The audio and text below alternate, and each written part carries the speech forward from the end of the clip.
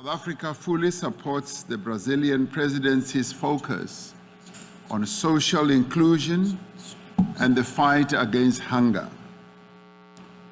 It is only through an integrated and comprehensive system of social support that we will be able to assist the most vulnerable in society. According to the World Bank, nearly 700 million people are currently living in extreme poverty. This is unacceptable. Sub-Saharan Africa accounts for 67% of these people. At the same time, countries with developing economies are faced with declining economic growth prospects, declining investments, and rising debts, and are also suffering from the degradation of climate change. These challenges have the potential to derail development gains and progress made towards achieving the Sustainable Development Goals. We must therefore urgently, as a collective leadership and countries gathered here, act to eliminate poverty and hunger. And we must also act to advance gender equality. We must also overcome the planetary rises of climate change, biodiversity loss, environmental degradation, and pollution.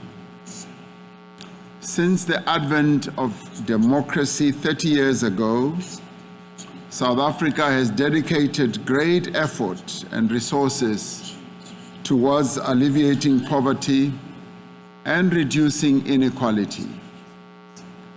Through its substantial social protection programs, our government has provided vital support to millions of South Africans, lifting many out of extreme poverty and ensuring that our communities meet most of their basic needs. These social protection measures include the provision of basic services freely to those who need them most, healthcare, basic education, higher education, social housing, and transport. South Africa is committed to end poverty, malnutrition, and hunger in line with our National Development Plan. Food security will be one of the high-level priorities of South Africa's G20 presidency. As the G20, we need to ensure that the achievement of sustainable development goals remains at the forefront of international financing decisions. We also need to ensure that long outstanding commitments that were made in solidarity, to act in solidarity with those who are vulnerable, are met.